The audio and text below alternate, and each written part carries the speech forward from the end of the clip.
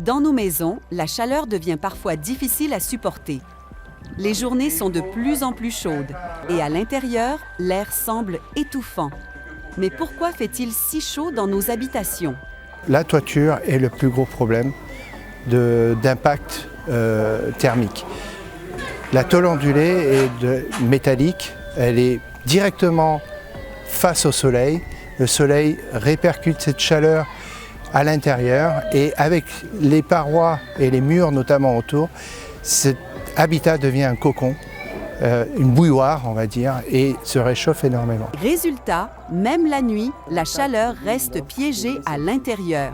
À cela s'ajoute l'utilisation d'équipements peu adaptés, des climatiseurs énergivores ou encore des appareils qui produisent eux-mêmes de la chaleur. Il n'est que 20 heures, mais c'est difficile de rester, de dormir dans la chambre à l'heure là, parce qu'il fait déjà 35 degrés, alors qu'à l'extérieur, il fait un peu moins chaud. Donc c'est pour ça que nous sommes tous dehors en attendant que la température ne descende un temps soit peu à l'intérieur.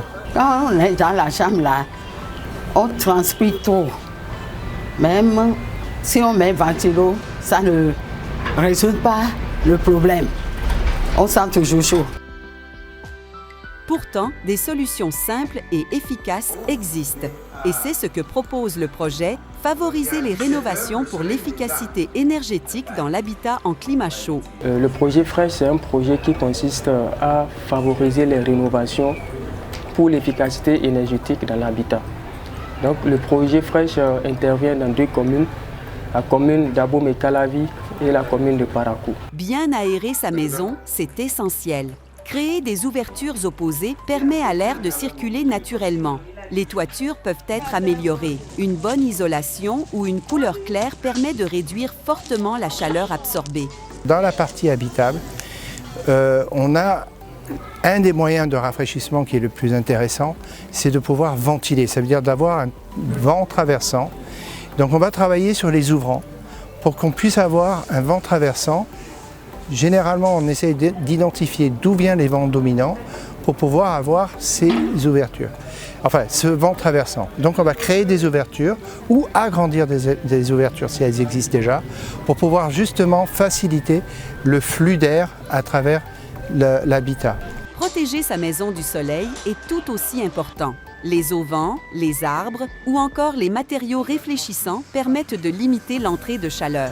On va essayer de créer de l'ombrage. De l'ombrage, généralement avec de la végétalisation autour de l'habitat, en mettant des manguiers, des ménolias, qui vont pouvoir pousser assez rapidement. On va les mettre dans les endroits stratégiques autour de la maison pour pouvoir créer de l'ombre assez rapidement autour des murs. Du côté des équipements, il est possible d'agir. Privilégier des appareils économes en énergie, bien entretenir ses installations et utiliser les ventilateurs de manière stratégique. Pour ceux qui ont déjà réalisé leur bâtiment et qui n'ont pas tenu compte de ces paramètres, il y a des gestes simples. Par exemple, les fenêtres pourront rester ouvertes à tout moment. Et là, il suffit juste de mettre des grilles d'anti-moustiques pour protéger l'entrée des moustiques dans ces pièces.